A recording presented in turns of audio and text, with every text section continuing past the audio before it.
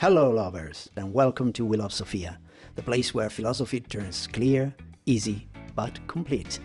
Today it's our first episode and we travel to the roots of our wisdom, to ancient Greece, to witness the birth of Western philosophy. But why did it happen there? Why then? You're about to discover the 3 reasons why our beloved Sophia was born on those sunny shores. And it's coming now. We love Sophia. Easy and bright, philosophy light.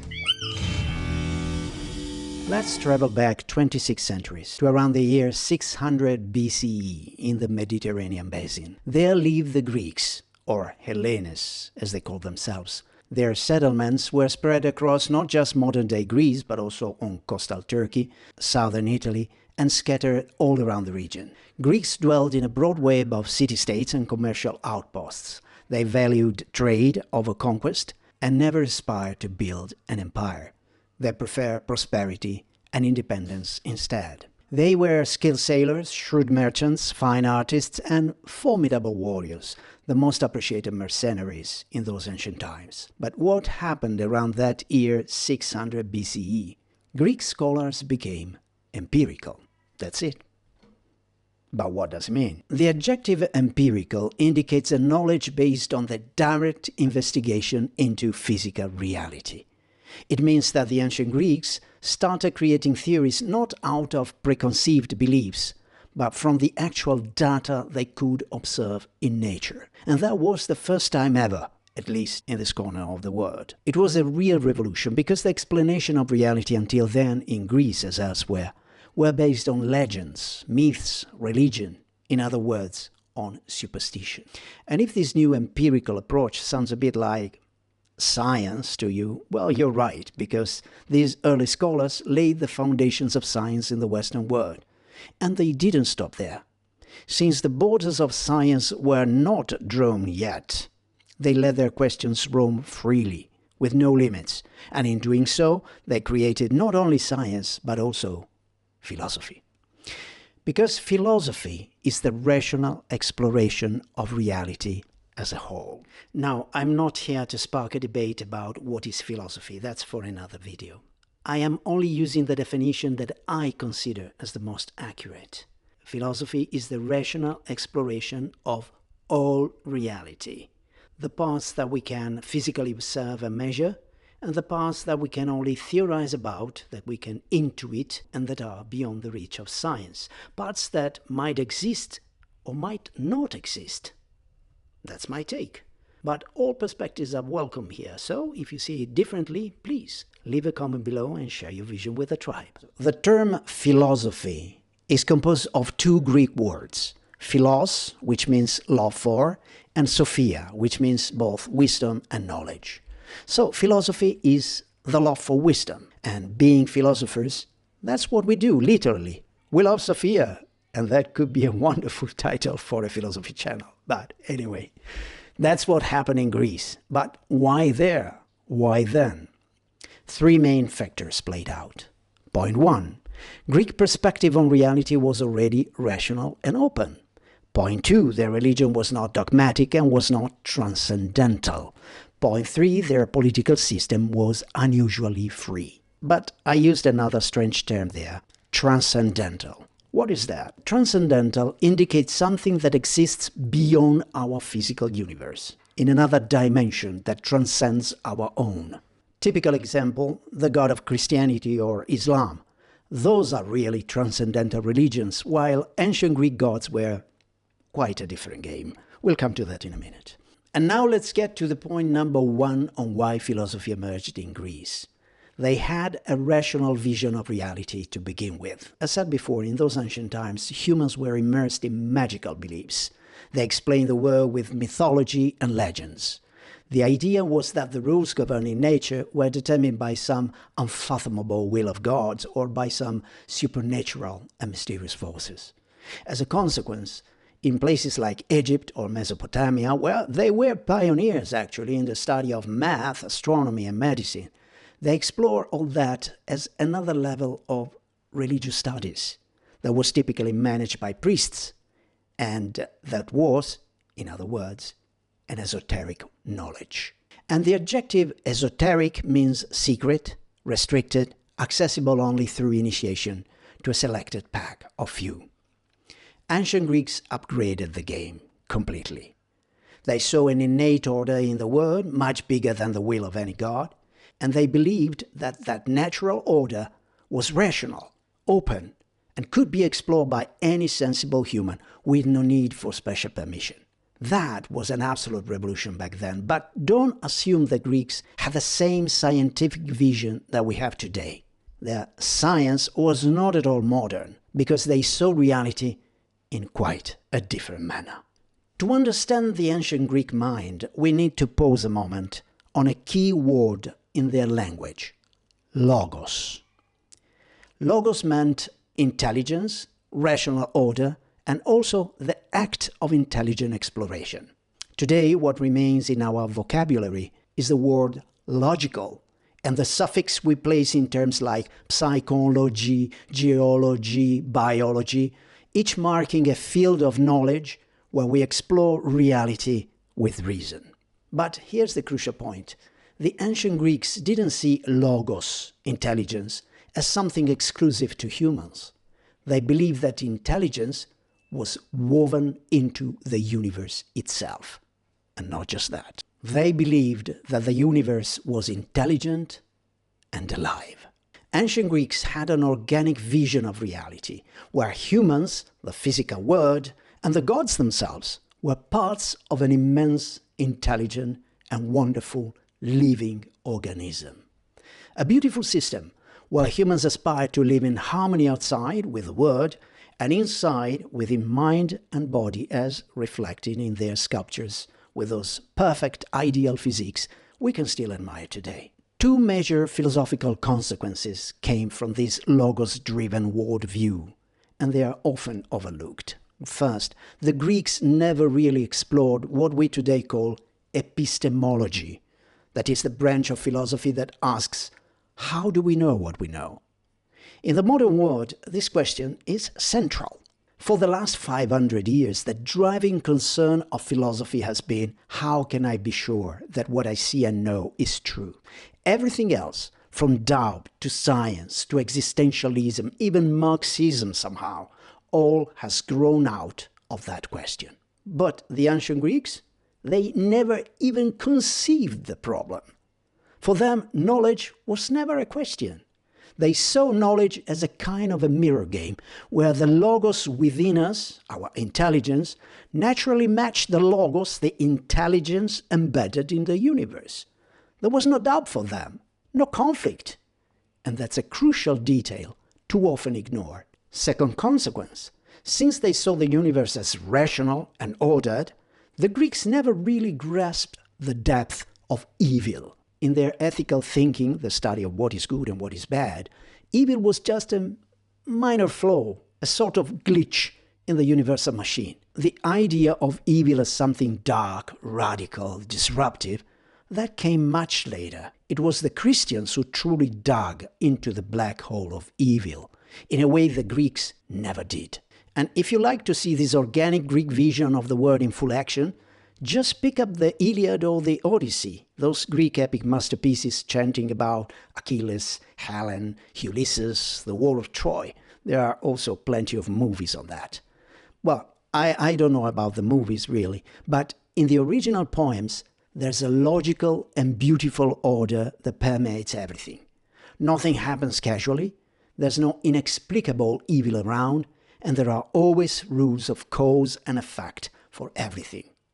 The immortal gods move the story with their conspiracies, yes of course, but still the ultimate governing force is fate, destiny, an impersonal and superior order that reigned above all else, gods included. And this drives us straight into the second point on why philosophy emerged in ancient Greece, their religion.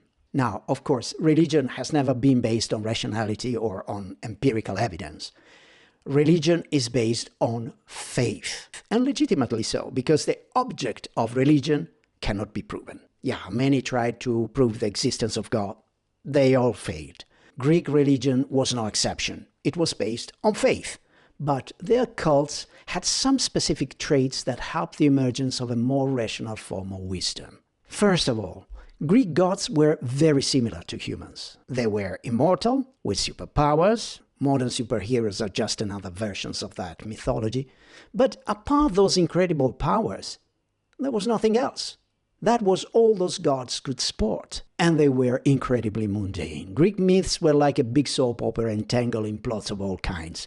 Gods fought, made peace, fell in love, or were even guilty of monstrous acts. Greek gods were a divine reflection of all that is good and bad in mortal humans. But definitely, these gods were not almighty, not omniscient, not eternal, not carriers of absolute good as the God of Christians and Muslims. Because those Greek gods didn't exist in another transcendental dimension. They were an integral part of our physical world. They could be invisible, yeah, immortal, yeah, with superpowers, but living here around, as all of us. And this human fleshy side of gods, with no significant separation from our reality, that cut out most of the distance between the Greeks and the divine. As a consequence, in ancient Greece, there were traditions, but not dogmas. There was no particular caste of priests, and there were no untouchable holy scripts whose truth could not be questioned. And that created an unusual space for the emergence of a unique freedom of thought. I said the Greek gods were immortal, but not eternal. Can you spot the difference? I will give you the answer in a short while. But that's only part of the picture, and now we must talk about another, very important, and more mysterious side of Greek religion, Orphism. Beside the traditional Olympic religion, the one of Zeus and company, there was another Orphic cult, practiced way more discreetly. Orphism was rooted in the myth of the god Dionysos, son of Zeus. As legends told, Dionysos was killed by the mean Titans, but he eventually came back to life through the womb of a mortal woman. For that reason, Greeks saw Dionysos as a reflection of the dual nature of humans, divided into body and soul, into soma and psyche. Soma meant body in Greek, and we still use the adjective somatic for that. But psyche did not indicate the psychological mind as we do. Instead, it meant the divine immortal spark, the soul they believed was inside all of us. Now, the core belief of Orphism was that every human is a demon, or daimon in Greek. The demon originally lives in some divine and serene dimension elsewhere, but due to some sin, the poor demon falls into a bodily prison and undergoes multiple reincarnations to expiate that guilt. That sin was not an original and collective human sin like the one of Adam and Eve in the Christian Bible. It was a specific felony of the individual demon that drove it to decay into multiple mortal lives, where it labored a long cycle of soul-cleansing reincarnations to regain its complete and pure state of spirit.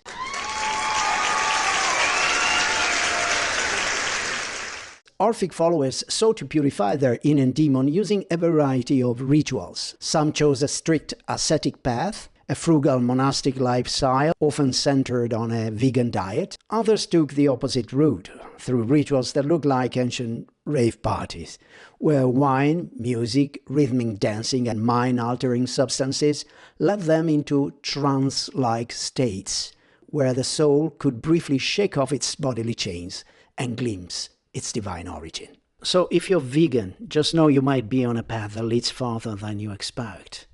And if you love rave parties, same thing. You might be closer to the divine than you realize.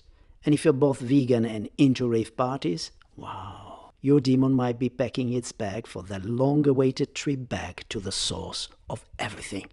Welcome aboard. Well, jokes apart, don't get confused by the term demon. The Orphic demon had nothing to do with the mean devils of Abrahamic tradition like the nefarious Satan of Christianity. Orphism was not a story of people possessed by some malignant presence. Instead, the Orphic demon represented the most authentic and benign core of our real self. But why talk about this? This is a philosophy channel, not a religion one. True, but if we ignore Orphism, we miss the root system of Greek philosophy. Without it, no Pythagoras, no Plato, and the entire story of Western thought would have run on a very different trail. The official Olympic religion, the ones of Zeus and company, did speak of an afterlife, but what a bleak one. As we can read in the Odyssey, after death, the human soul became a pale, voiceless shadow, wandering aimlessly through the desolate plains of Hades, the land of dead. No memory, no emotion, no reward, no punishment, just a foggy survival forever. Honestly, even atheism offers a kinder ending.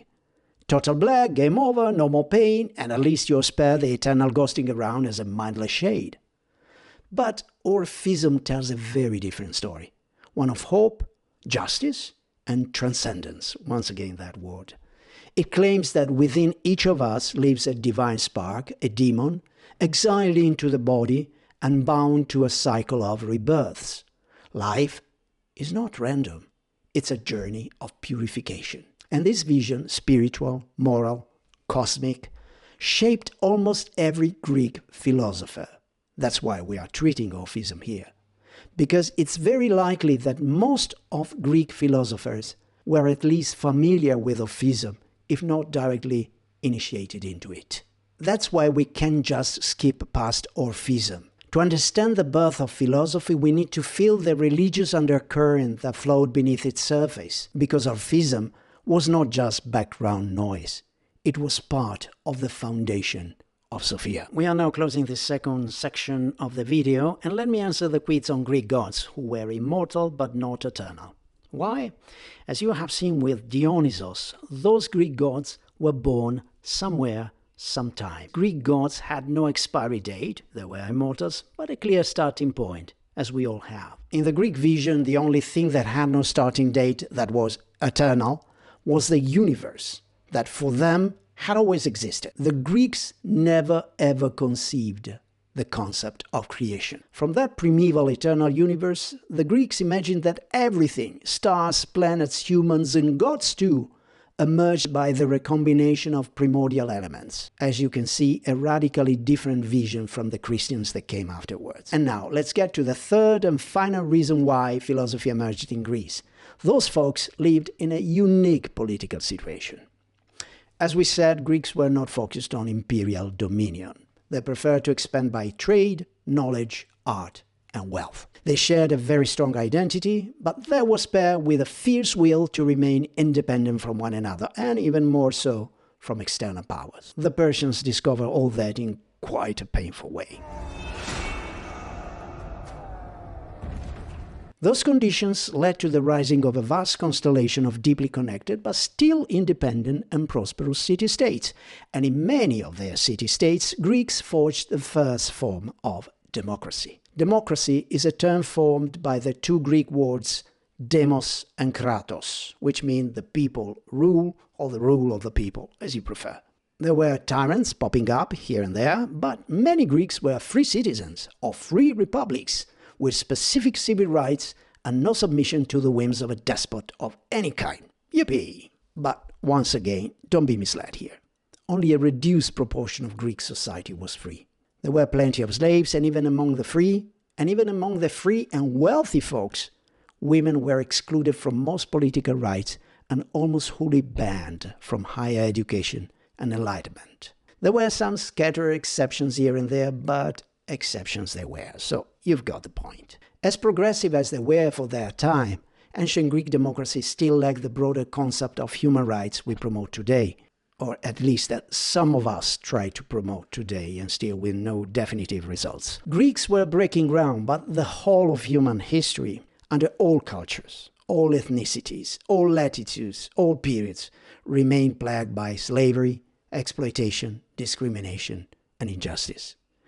Ancient Greece sparked only a little dim light in an ocean of darkness. So let's be more accurate. In ancient Greece, a certain number of adult men enjoyed a level of freedom well beyond the other civilizations of the time, and most of these men were citizens of reasonably free republics. All that, paired with good economic prosperity, gave room to free thinking and hence, yes, to philosophy. But while Athens and many other cities were democratic, what about the glorious Sparta? Regardless of all the fancy comics and Hollywood movies celebrating those folks, Sparta was not a republic and not a democracy at all. Sparta was an authoritarian double monarchy with 2 elected kings, but the actual power was in the hands of a small group of elders. Spartans had a very rigid, bigot, militarist and merciless society, where newborn babies, if considered unfit to grow to be fully healthy and strong Spartans,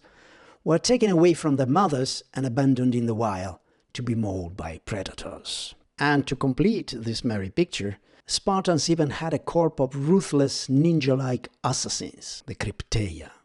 And these state assassins took care of their enslaved servants, who, at the slightest hint of rebellion, disappeared into thin air, as if taken by an invisible and inexorable force. So not a good place to be, Sparta. Not even for Spartans themselves, who endure quite a Spartan life, and the adjective is still among us for some reasons. And if you are particularly fond of such unforgiving ways, take good note of an important point. No philosophy, no advanced culture, no good art ever came out from Sparta. I owe you a disclaimer here. I regard freedom as the best driver for human progress. Do you want progress? Set them free, as the famous song goes. But that's my opinion, and since I embrace radical error too, I'm not right. You're not right either, so why not pulling our flows together and share our different visions? Leave a comment below. Time to wrap up and fix everything in our memory. Philosophy emerged among ancient Greeks due to 3 main factors. 1. They saw the world as an order and intelligent reality that any rational human could freely investigate without special initiation or permission. 2. They had a religion with no holy books, no caste or priest, no untouchable dogmas, so they enjoyed an unusual freedom of thought. 3. The freedom in their minds was the mirror of an unusual degree of freedom in their society. Many of their city-states created the first forms of democracy ever. If you have enjoyed my content, please smash that like button and help this channel grow. Don't stop there. Subscribe, click the notification bell, follow me on Instagram or on the website lovesophia.com or on podcasts where you can find this same content in audible form. All links are below, just waiting for you to give it a chance. And in the next video, we'll dive into the first lovers of Sophia, Thales, Anaximander, and Anaximenes. Difficult names, but it's for another day. For now, keep on loving. Ciao.